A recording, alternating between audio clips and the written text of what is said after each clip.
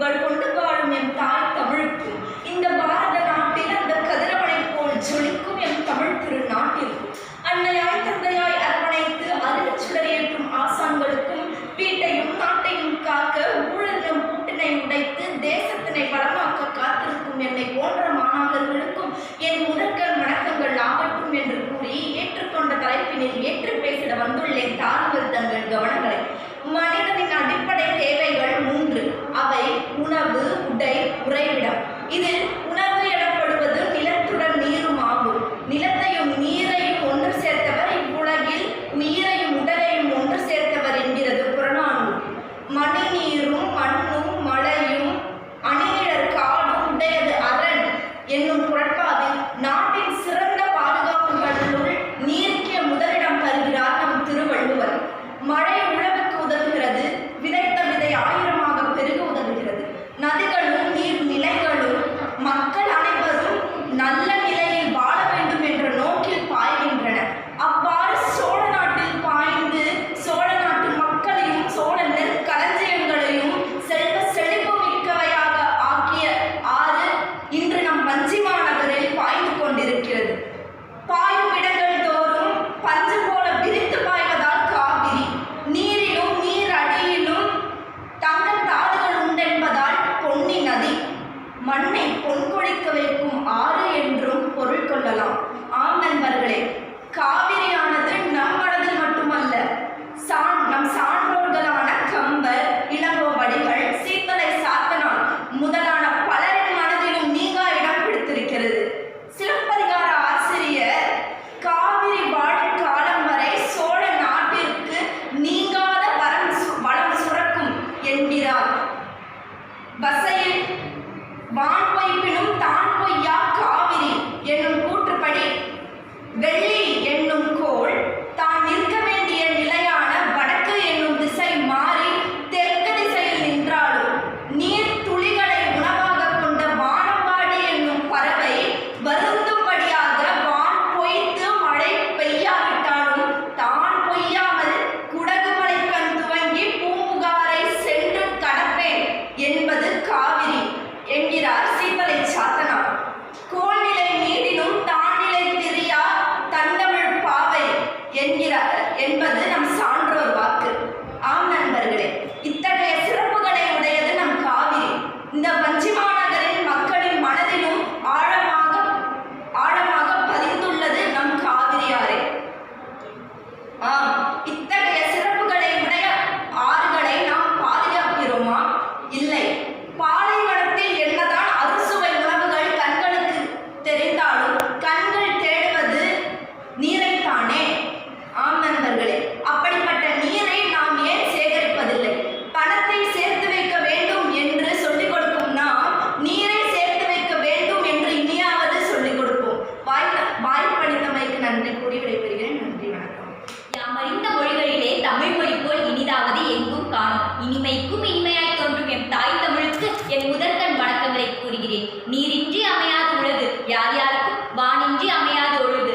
இந்த உலகம் சீரும் சிறப்பமாக இருக்க வேண்டும் என்றால் அதற்கு முக்கிய காரணம் நீர். நீர் மட்டும் இல்லையெனில் இந்த உலகம் இயங்கவே முடியாது என்று அன்றே கூறினார் நம் தெய்வ புலவர் திருவள்ளுவர் அவர்கள். இந்த உலகமானது நீரை சுற்றிதான் ஓடிக்கொண்டிருக்கிறது. ஒரு புலவர் அழகாக கூறுவார், ஒவ்வொரு கற்களாக பானைக்குள் போட்ட காகத்திற்கு தான் தெரியும் அது பேராசை அல்ல தாகம் என்று. பேராசை இல்லாத மனிதர்கள் கூட உண்டு, ஆனால் தாகம் இல்லாத மனிதர்கள் இந்த உலகத்தில் இல்லவே இல்லை. இந்த தாகமானது அனைத்து இடங்களிலும் உள்ளது. நம் கரூர் மக்களின் தாகத்தை தீர்க்கக்கூடிய ஆறுதான் காவேரி. இந்த காவேரியானது பொன்னி என்று அழைக்கப்படும்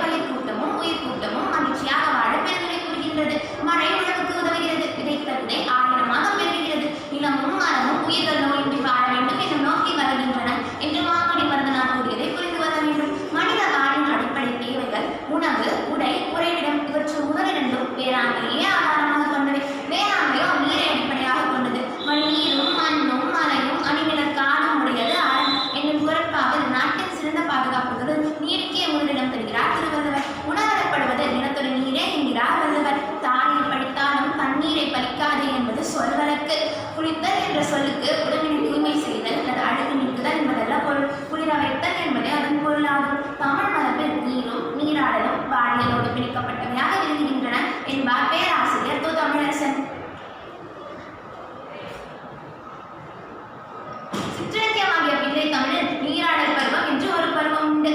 திருமணம் முடிந்த பின் அதன் தொடர்ச்சியாக கடலாடுதல் என்பதை மேற்கொள்ளும் வழக்கமும் தமிழகத்தில் நிலவுகிறது.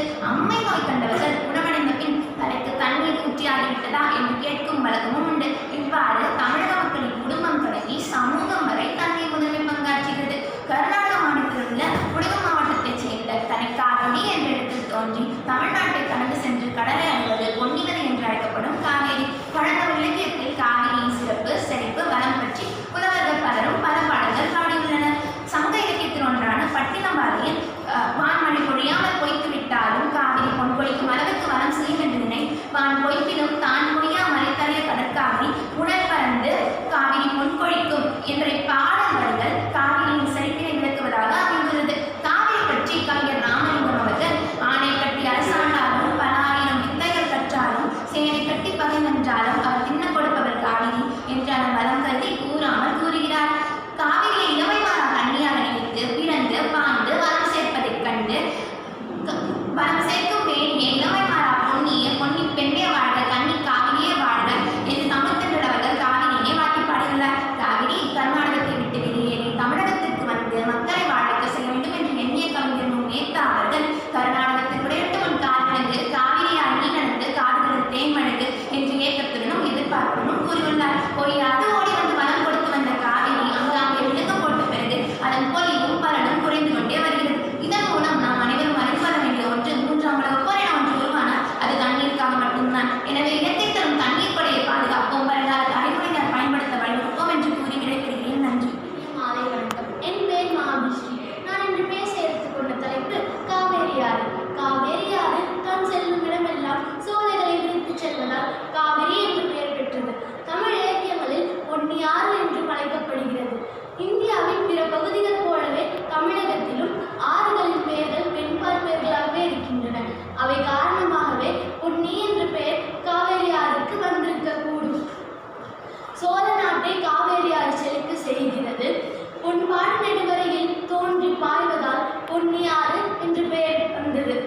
இதன் நீளம் 800 கிலோமீட்டர்.